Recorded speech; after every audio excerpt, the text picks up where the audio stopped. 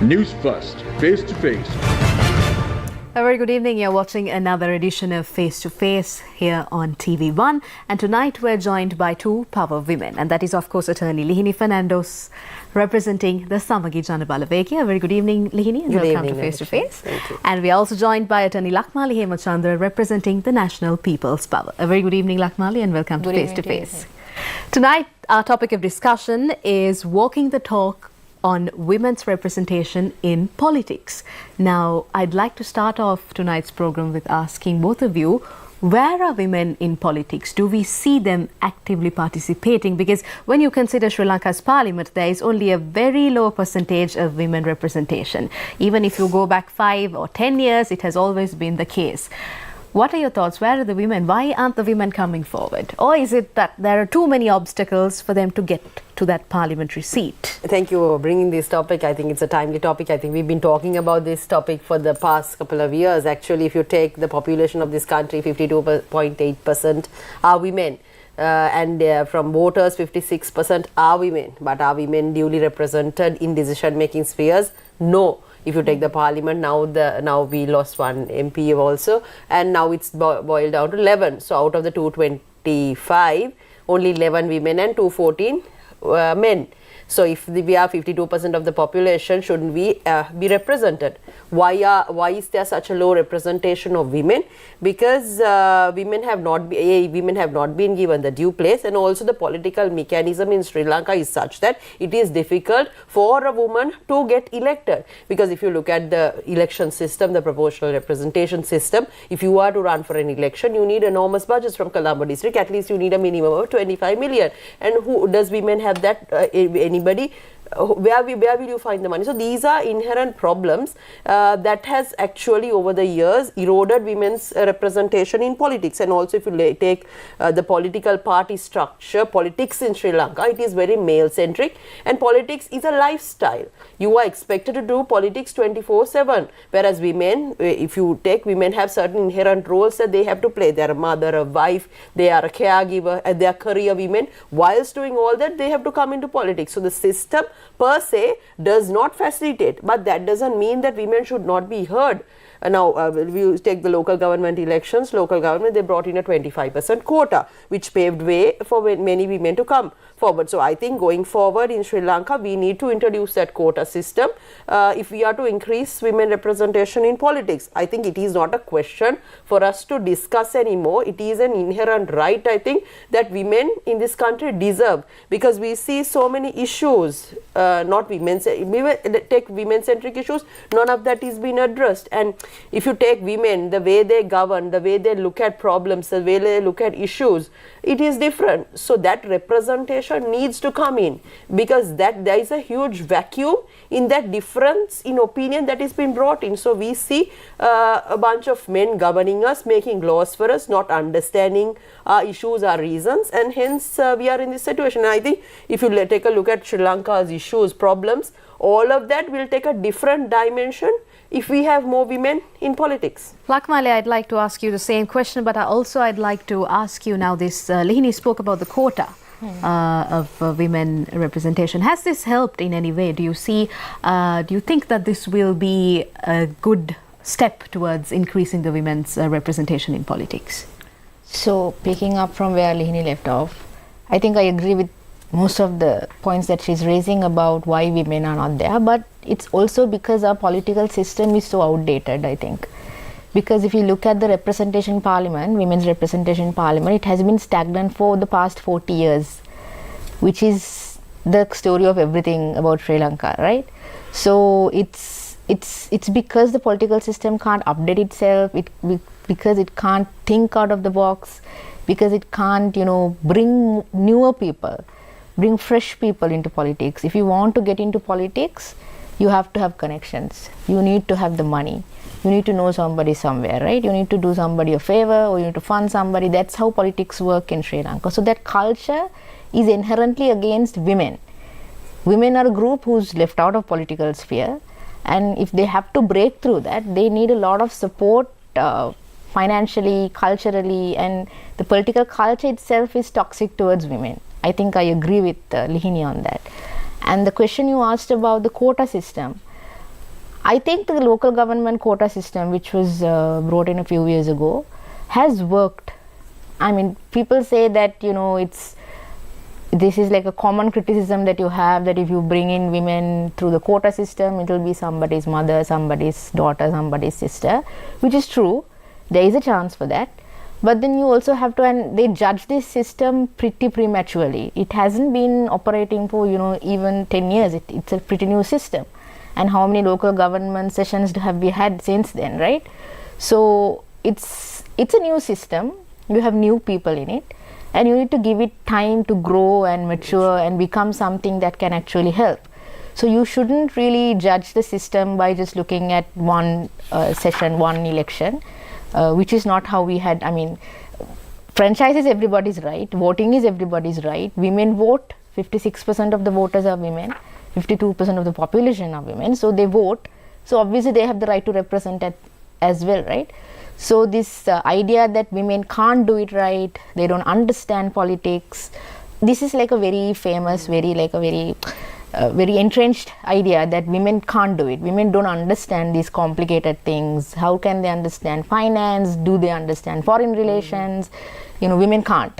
They should just stay at home and take care of children. That's the idea. So I think that when we also have to think of, women have been doing it for a really long time. Women have been doing a certain type of work for a really long time, care work, like Lihini said, bringing up families, children, and of course they need time to train into politics. So we need to give them that time.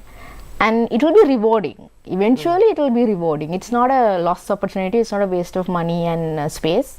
I think it will be rewarding. So quotas is a good idea. It's a really good idea to bring people, not just women, young people who are otherwise not represented in the political system should be supported into the system. They can't just on their own fight this battle. There has to be some kind of policy support. I'd also like to ask you, Lakmali, since you spoke about this political culture and you said it's difficult for women to get into politics.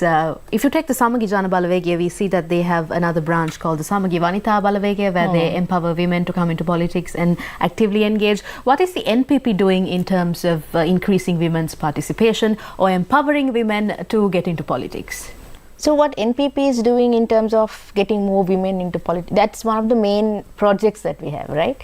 So if you look at the 3 parliamentarians in the parliament, NPP has only 3 parliamentarians and one of them is women and national list appointed woman, right? Which is very rare. So that itself is a signal to say that we need more women in the parliament. And if you look at what we have been doing for the past few months, especially since this is like a politically driven time, what we have been doing majorly is trying to organize more women on the ground into politics. And that has been one of the main highlighting campaigns that we have been doing, Gahanu Api, which is not necessarily, election meetings or big rallies. That's not the idea. The idea is that these are organized by women. If you look at the crowd, if you look at the audience, it's women. It is not men talking about women. If you look at the platform, the stage, it's also women, right? So what we're trying to do is empower and strengthen women who are at the very bottom tier of society, right? Women who are in the villages, women who don't have the money to get into politics, women who don't have the connections to get into politics, to support them by giving them the necessary platforms. That's something that we have been doing and it has majorly worked. I mean, if you look at the NPP stage, if you look at the new faces coming out of NPP, you can see that there are more women than other political parties, I would say, and they are very competent women. They are not just, women who are there to decorate the stages, they are competent women. So I think that's something that we can be proud of. That's something that we have done and that's something we hope to do in the future as well. Lihini, now when you take election campaigning, most of the female candidates would have their campaigns going as a sister, a leader, a friend, and their posters will go as Soyuriyaki, Diviya Kantavaki, and all of those nice words in Sinhalese. But once they're appointed into certain seats or once they get power within parties, do they really support another woman to come up? Do you see that happening in the Samagi Jana Balawegaya? When you entered politics, was it easy for you to get to where you are today in terms of the party structure? I think it's a problem. I think not just Samagi Janabalawege but across all parties. Whether the question we ask is, do women support women? But now if I take SJB, Vanita, yes, there is a unity, there is a cohesiveness where we empower women, where we encourage women as a team. We work together towards women-related issues and also to uplift the party's political strategy, all of that.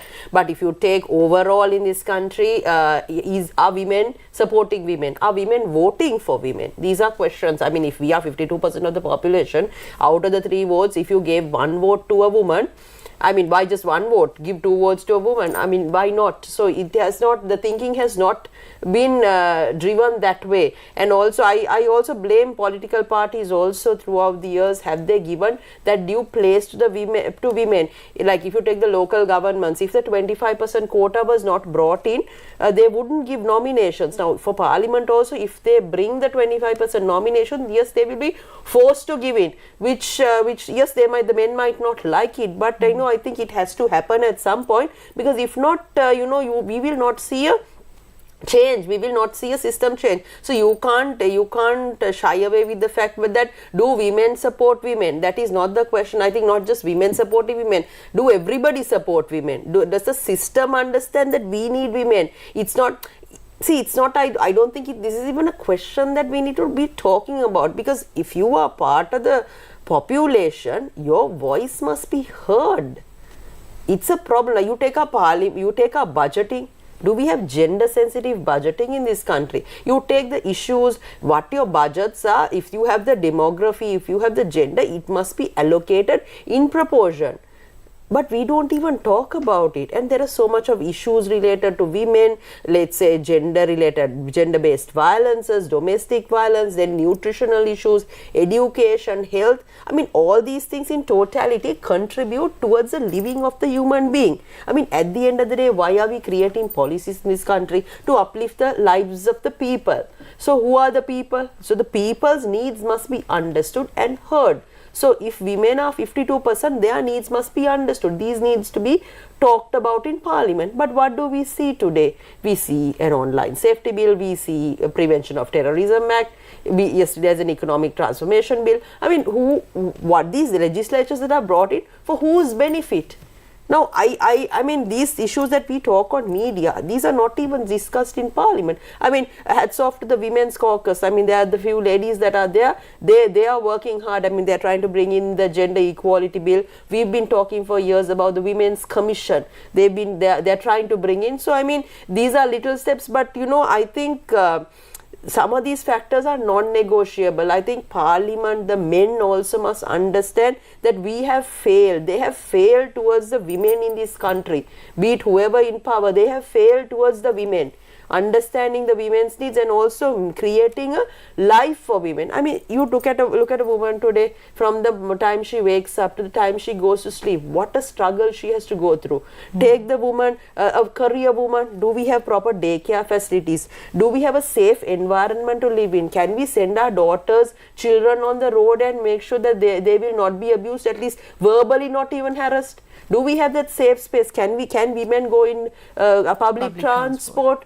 So, do we even talk about these issues? Why are these not issues in this country? I mean, to champion these issues, to resolve these issues, to create a mindset change. Do we need like politicians? What type of politicians do we need? I mean, they don't even understand our problems, right? For example, you take the sanitary napkin issue. Mrs. Ajit Premadasa brought in during his 2019 presidential campaign, when he said about it, how much he was ridiculed, he was labelled as padman and all that. But because he talked about it, now the government brought in the policy of giving free sanitary napkins. Yes, he was 2019 election, he was completely discarded. But he said, I will wear that title padman with great honour. Now he being a man, he championed that cause. Hats off to him. But then how many men do that? I mean, I want to say this also. Samagi Janabalaweke, Mr. Sajith Premadasa, during his 2019 campaign, he was the only leader that brought in a women's charter, the women's policy at that time and put it out. And I mean, as a party, we are very committed towards ensuring that we establish the rights of women, and we have a safe space in that party for women to do politics, for women to express their views. So in a SJB government, I can say that, you know, women will get that place. At least the women's issues will be resolved because the leader there understands and is sensitive towards the needs of the women. But you know, it doesn't, I mean, hats off to him, but it doesn't just have to be him. What about the other parties? At least are they talking about giving women representation in the next election? So I think, you know, as everything in this country, we women also have to fight for our place. We have to fight for our place in decision making. We have to fight for our place in governance. And I think people in this country also must understand, when you are voting next time, at least out of the 3 votes, give my vote to a woman if there are good women. You don't have to question the fact, are the women good? Are they questioning the fact, are the men good? They don't question, no? So this is, I think, you know, societal issues also, attitudinal change, all of that, the system change we are talking about is also this. We have more, something I firmly believe is, if we have more women, these corruption issues, problems, policy issues, better representation, different form of governance, all that will come into light. I think it is time that we take that fact seriously in the next coming election. Indeed. Lakmali, I'd like to ask you now, inside NPP, when it comes to decision making, do the women rather get the platform that is required to voice their opinion? Are their opinions taken into consideration when decisions are made within the party? Do women get considered to the extent that I desire them to be? Perhaps not. I mean, as a woman, I have a very high threshold of what women's opinion should hold for. But I think when you compare it with the other political parties in Sri Lanka especially, there are women in the leadership level, right? So it's not, it's a process. I don't think we have reached the level that we should be. I mean, we have to make developments there. I'm not going to say that we have come to a position where women are completely represented and heard, but definitely the party is taking steps towards that direction. So if you look at one of the good things about organizing women, it's not just, when you look at the ground level organizing, political parties mostly rely on organizing men, right? Women are organized, but not into the leadership. They are always organized into some sort of servicing, they are not organized into decision making and opinions, right? So one of the things that we have been trying to do is to organize women on the ground to take over.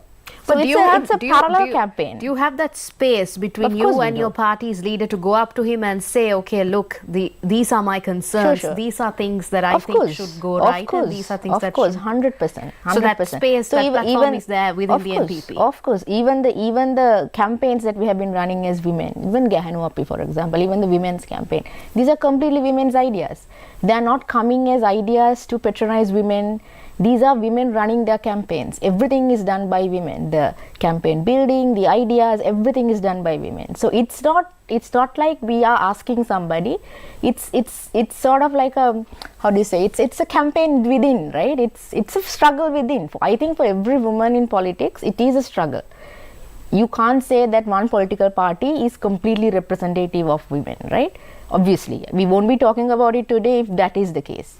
But then NPP, out of the lot, I would say, is the most representative of women in terms of how much space they give to women and in terms of how much they take women's opinions into consideration, personally, for me as well, right?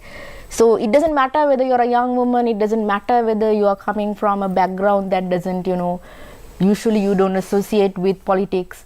It doesn't matter whether you're soft-spoken or hard-spoken. It doesn't matter whether you're bringing an audience or not, right? So it gives value to you as a person.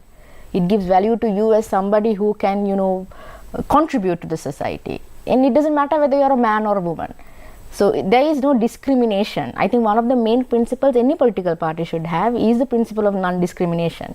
Before we get into affirmative action about how to support more women, we need to at least uphold non-discrimination. And I think NPP as a party definitely upholds non-discrimination, right? And Lihini was talking about what they did in the presidential election. NPP also had a separate charter for women, separate policy for women, and we still do. We still have a separate policy, and we have one of the few politicians who talk about, politicians as high profile as Harini Amrasuri, who talk about care work, who talk about unpaid care work, and these are not comfortable topics. These are not topics that would get a lot of applause and from men, but they are talking about it. And I think what is really nice about NPP is the fact that when you see people in power, when you see more women in the leadership, when you see that women do have a say in the party, then more girls, young girls, are inspired into it. So if you look at even the voters, right? If you look at the young women, I think we have a better chance with young women because we have a good representation of women, and we are not scared to talk about what women suffer and what happens to women. And even at the cost of getting slandered sometimes, if you look at some of the politicians in NPP, if you look at some of the women in NPP, they constantly get cyberbullied, they constantly get called this and that. One video the other is going viral every week about a woman dancing, a woman saying something. You can't make a simple mistake. You can't, misrepresentation is you can't even dance at a wedding. Exactly. It becomes the talk of the town. Exactly, right? So even at the cost of that, and women are coming, and women are able to do that because, if you talk to any woman who's representing NPP, they would say we are supported by the party to do this. And that's the case for everybody. You're not discriminated, you're given the necessary support, and there's nothing that's preventing you from reaching where you want to go eventually. Lihini, now if you go to a small class, say about grade 7, 8 kids, and if you ask what do you want to be when you're big, no one's ever going to say I want to be a politician. Especially in a girls' school, no one's even going to dream of saying I want to be a politician, because sometimes unless you're from a political family or you're someone down the line has been in politics, you have no way of getting into it. You have no clue of how I'm one day going to even get into politics.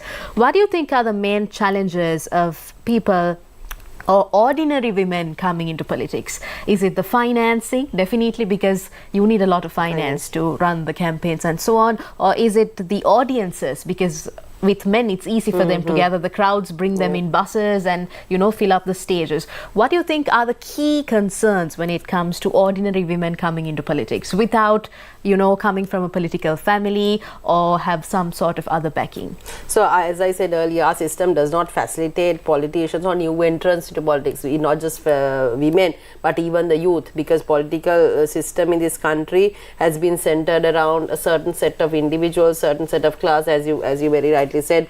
If fathers are in politics, your sons or daughters will come into politics, and it has been the case for generations, because there are assured voters now at the end of the day. If you are in a particular electorate, if you are running, then you have your voter bank, so you want to make sure that you pass it on to the next. So the easiest thing is you passing it on to your daughter or son or something, so they also automatically get elected. And our people also has been patronizing it. What they say is, we need somebody to look after us. The father looked after, now we have the assurance that the daughter will also look after. So this is the political culture in this country. So again, we go to the fact, who is a politician? I always ask this, who is a politician in Sri Lanka? Who should be a politician? Is it a politician? Is it somebody who doles out cash and doles out and looks after the people? Or is the politician a policy maker? So now if you take the 225, how many are actually policy makers who understands politics, who understands policy? We have a huge issue there. So then why? Because we have had dynastical politics, we've had nepotism right throughout, and you have not paved way for educated people, professionals to get into politics. Now if you look at it, how many people in private sector who will have a career, who will leave their careers and get into politics? Also you take, do we have political schools in this country that will mold individuals to take up political leadership? It's not there. If you are affluent, if you have money, then you get into politics. And also now today a huge issue in this country is corruption. Politicians coming and earning off the system, because that has been the mechanism of how politics in this country have have run for years, and then people also expect your politician to look after you, come for your funeral, come for your wedding, then when they are in distress to look after you, to dole out money. So then what do our politicians do? They come, they spend millions for elections, and they run it off the system, they rob it off the system, so that they can serve their constituents and they can serve their next election. So this has been a vicious cycle, I would say. So if we are talking of system change, this whole vicious cycle needs to be brought in. How do we change it? So we must pave way for new people to come in. So then it has to be meritocracy based politics. You need to give nominations to individuals of certain stature in society, either educated people, and then the politics also must change. Party political expectations from the politician also must change, which is not the case now. If you take our parties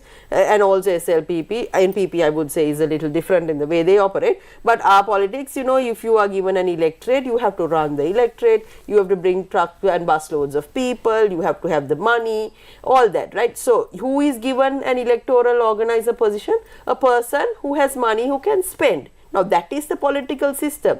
That's a political system in this country. So then an educated person who has earned money willfully and lawfully, that person will not want to come and dole out all his money. So what are we talking about? So then do we attract the right people? No. And then you have a national list. What is the objective of a national list? National list is to give way to educated people, lawyers, doctors, so that you have representation. Now that also has been abused in this country. So you understand, this whole system, I think, over the years have just completely taken a topsy turn, and I think it is time that we relook at our political system in totality. So for that to happen, again, political parties also must understand that as much as the system is corrupt, the system is crippled, they also have contributed to this crippled system. So how do we change?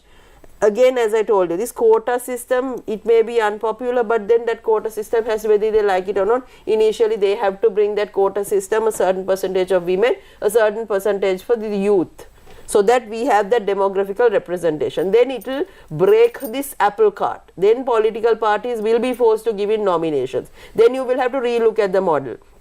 Then parties don't have this central funding system, they don't have it. How can you have that central funding mechanism? Then the other thing is campaign financing regulations and asset declarations. If these things are brought in, then everybody will have to compete on a level playing field.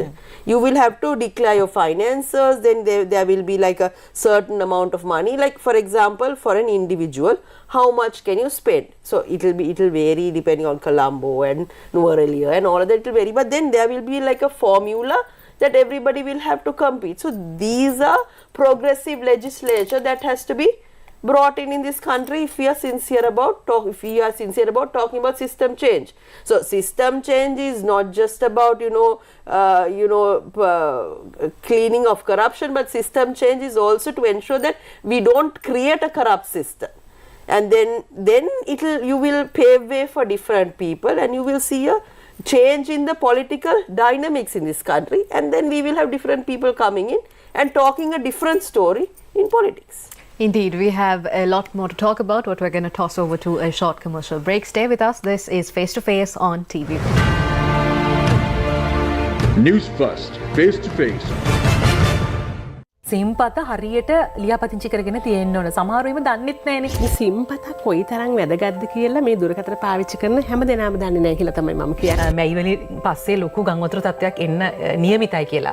කාලගුණ විද්‍යාඥයින් අනතුරුංග වන පසුබිමක ඔබ කොයි විදිහටද මේ අපේ තෙත්බිම් සම්බන්ධයෙන් දකින්නේ? කොළඹ නගරයේ තියෙන නාගරික තෙත්බිම් වලින් 21%ක් තියෙන නාගරික තෙත්බිම් වලින් වැසි ජලයෙන් 39%ක් රඳවා ගන්න බව. දැන් විලත් නගරයේ කටයුතු කරන කට්ටිය දැන් එනවා පරිපාලනය නගරයට. ඔතුමේ දන්නවා හැටි අපි ගත්තොත් අලවතුකොට එහෙම නැත්නම් කිඹුලවල ප්‍රදේශයේ අපිට තියෙනවා රැයට කෑම කඩ. ඉස්සර එක තිබ්බ කොහෙද? කොළඹ.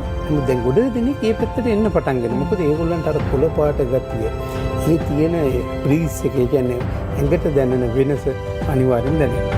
ජාතික මෙහෙවර සතියේ දිනවල උදෑසන 11ට. The most vibrant celebration to celebrate the three major events in the life of the Buddha: his birth, enlightenment, and passing away. the Sirasa Namami Sirasa Vesak Zone 2024. Relics associated with the Buddha's disciples and Maharahats. Open for public viewing on the 23rd and 24th of May. From the 23rd to the 26th of May, a brightly lit up Vesak Pandal, colourful Vesak lanterns, Bhakti Gi, Dansal, religious processions, a picturesque street filled with vibrant Vesak decorations at the MTV MBC head office premises in Colombo too, in collaboration with the Sri Lanka Police and the Colombo Municipal Council.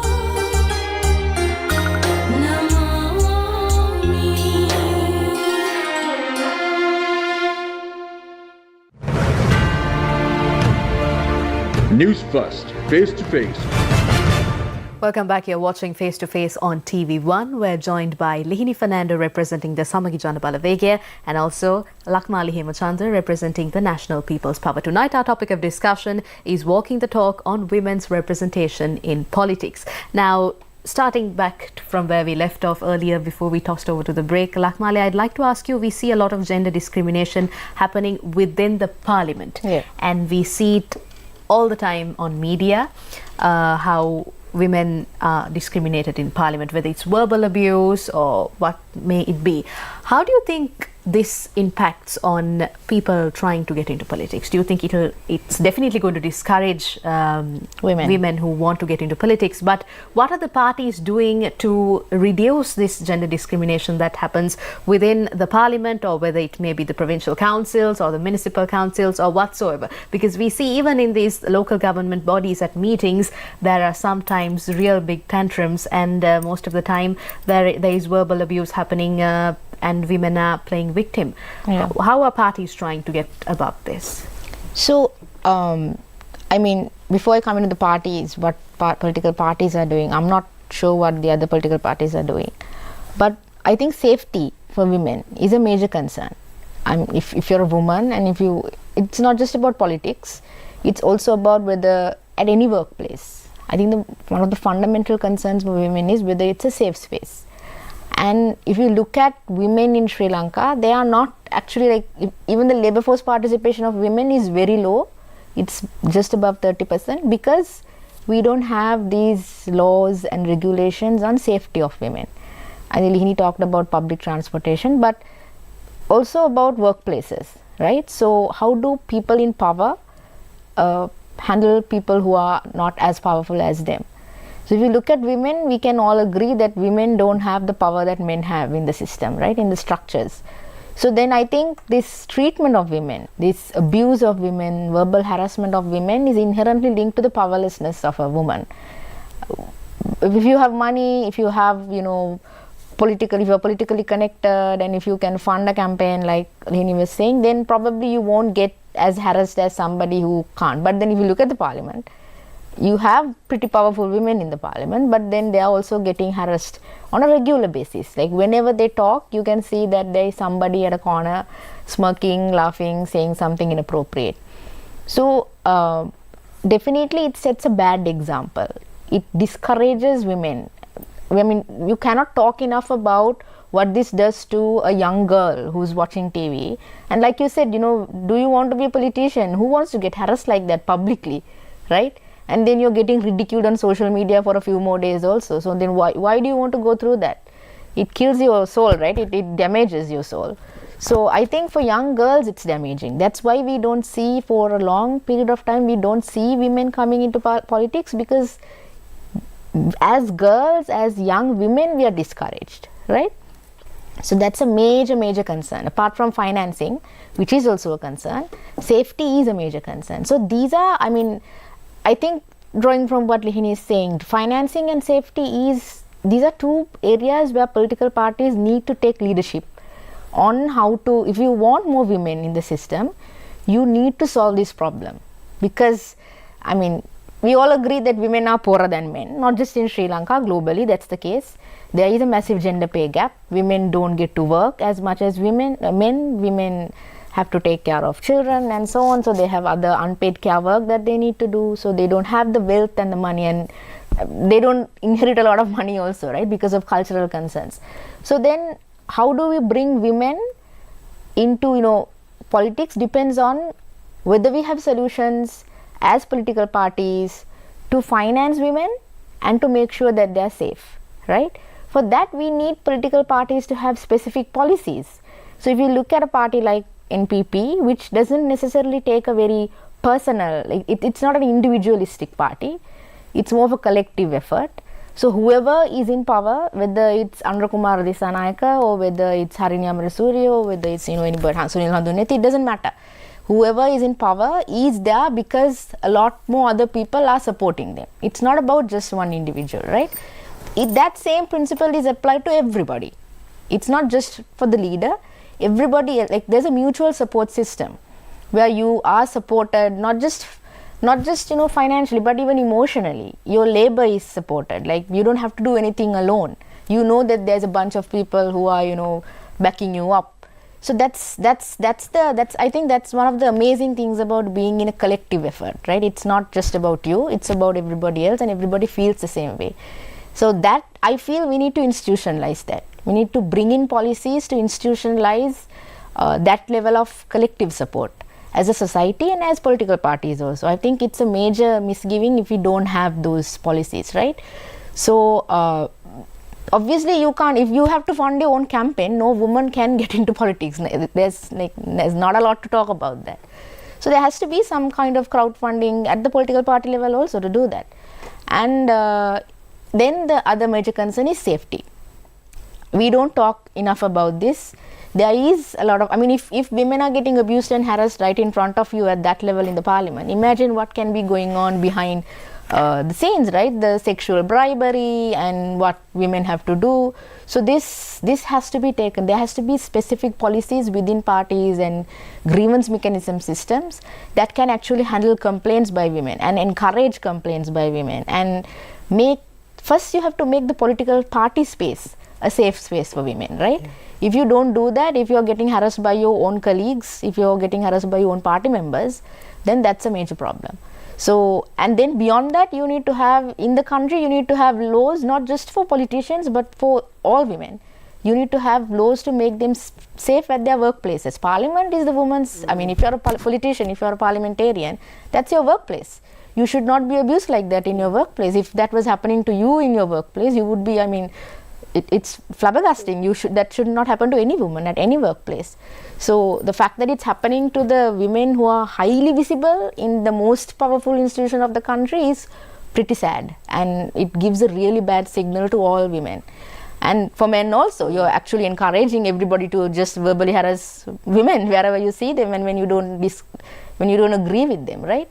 And so I think we need to have legislations on this. This can't be done yes, a political party can commit, but then not all political parties will make the same commitment. So you need to make sure that all political parties across the spectrum make that commitment, and that can only be done through legislating and policy making. So this is what I'm saying. It's good if some political party is taking an initiative, and it's good that if you're in a political party like that. But then just because you have a different political opinion than me, that doesn't mean that as a woman you should have that struggle, right? So any political party should have that system, and if they are not having that system, they should be pushed into that system.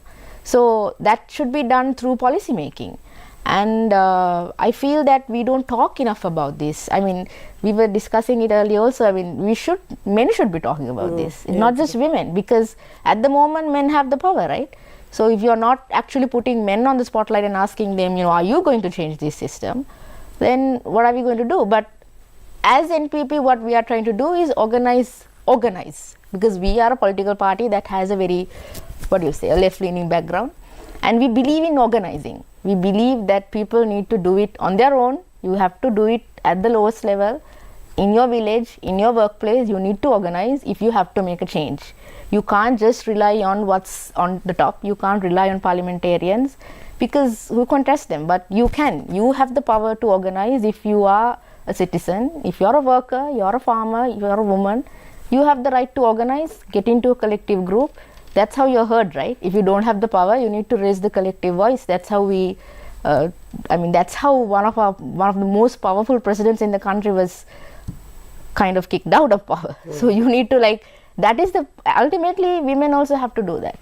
And we encourage that. As a party, we encourage that. It might look radical and some people might discourage that, but we feel for change, that's necessary. People organizing at the bottom level is the driving force of change. Lihini, this is an election year. At least it's supposed to be an election year.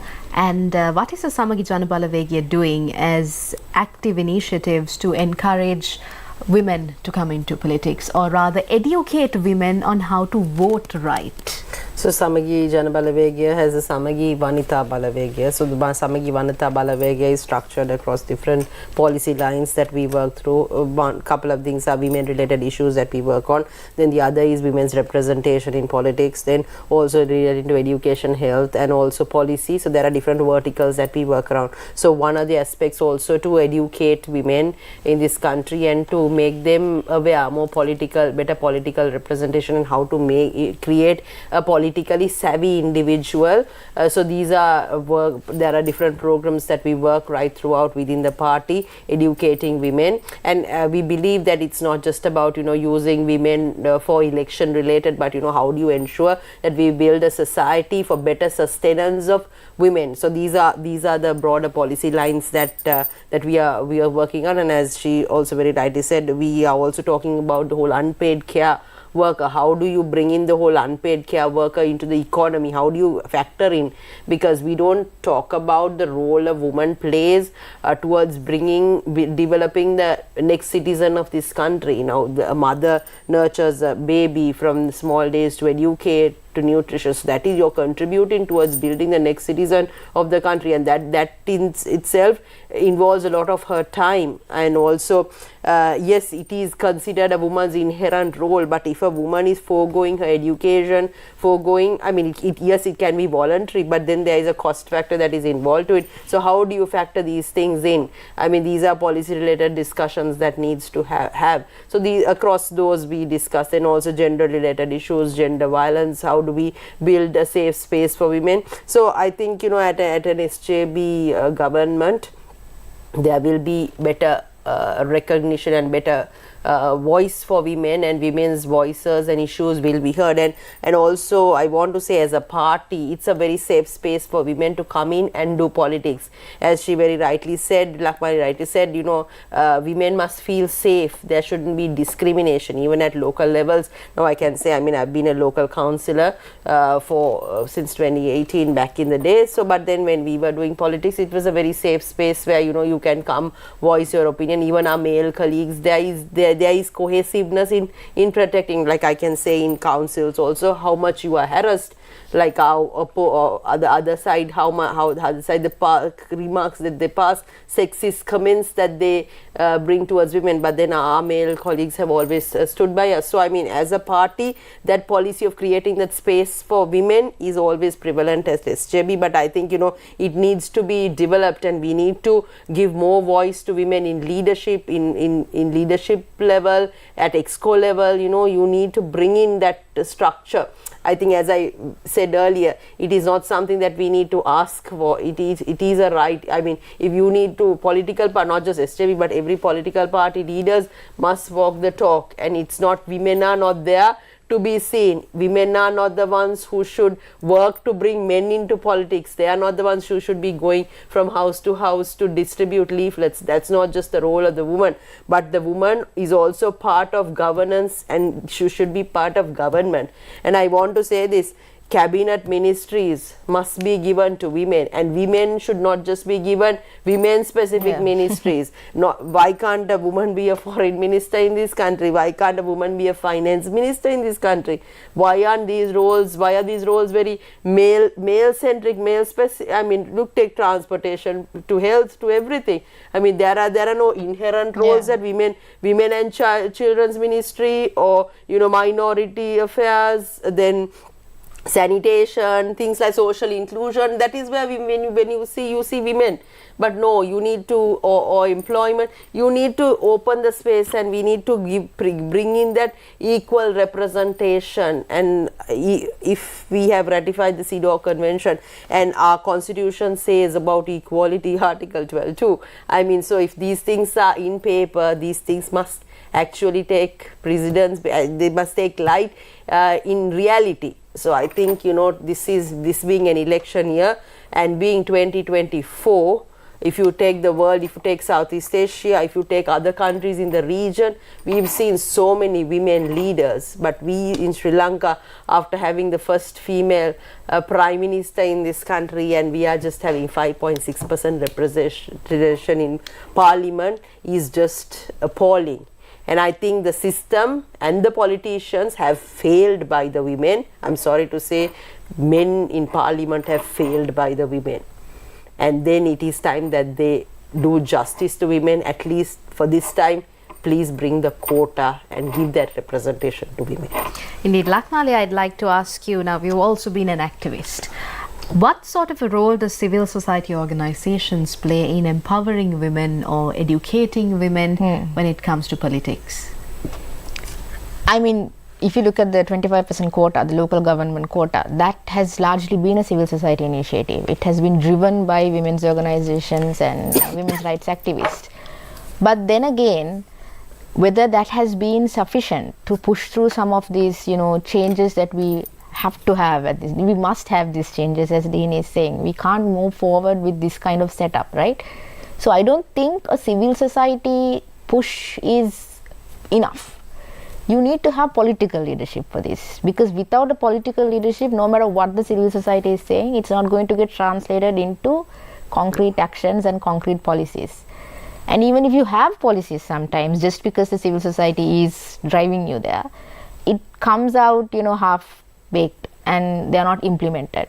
So even if you look at the Gender Equality Act that's coming, I mean, it's okay, but then you can do a lot more. It doesn't have the enough power and enough teeth that requires to actually make a change for women. So these are done in a way that it's done in a way to sort of, it's concessionary prices, right?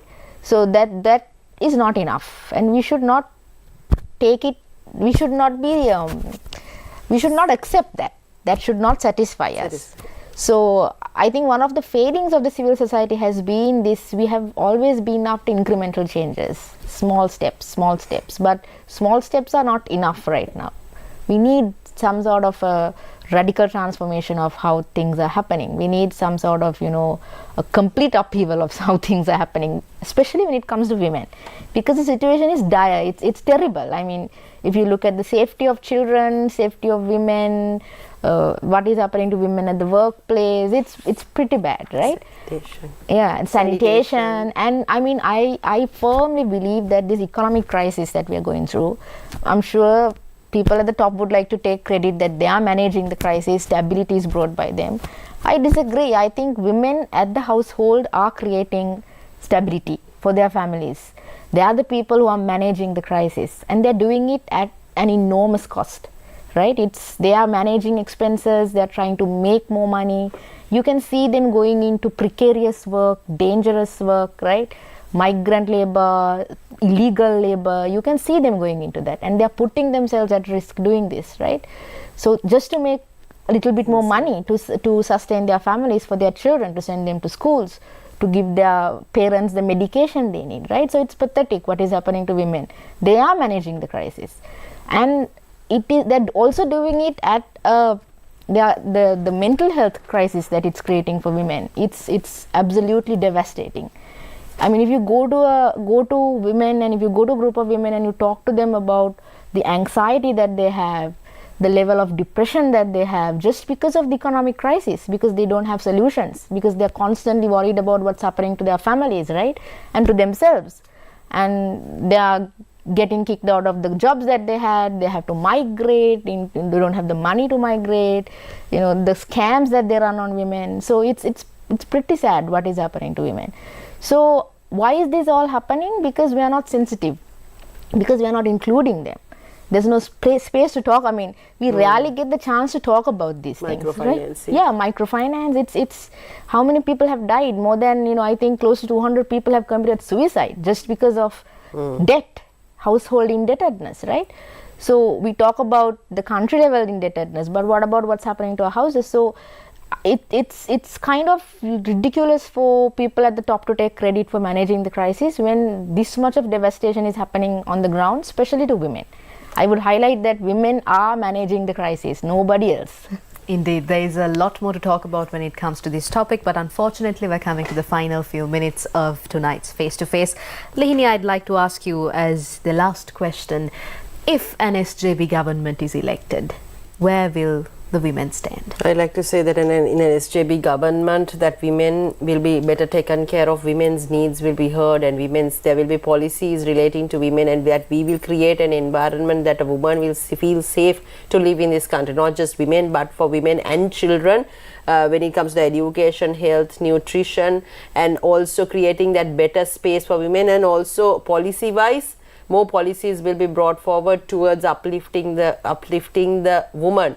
And I want to say this, we did this back in 2019. We put out a chart and it is available in public for public to read. So I think, we will enhance it and we will take it forward, because as a party, we are, Mrs. Ajit Premasa, we've always been committed to the cause of women, and that is one of the strongest points in our agenda, and SJB will be committed towards uplifting the lives of women. Indeed. Lakmali, what about the National People's Power? Will your party walk the talk when it comes to women's representation in case an NPP government is elected? Yeah, if an NPP government is elected, where will women be? I think they will be in power. That's a simple answer that I have to say, because they will be represented, and they are not just going to be represented, they are going to be in places where they can make a change, which I feel is the most necessary change that we need. And we have already shown that by example, and that is just going to continue. I think more women will be in places of power, and all of these issues that we are already talking about this. I think at the ground level, there is no other political party who talk to women as much as NPP does, and try to organize women as much as NPP does. And I think at a certain level, even, to become devil's advocate, right? Are we going to do that and then just forget about everything? I think it's not possible, because at the level of empowerment that women have right now, what they are being equipped right now, I don't think even an NPP government can sit back and say, this is all you get, now go back home. That's not going to happen, right? So I think that's the process we need. We shouldn't just give promises. I think this is the time.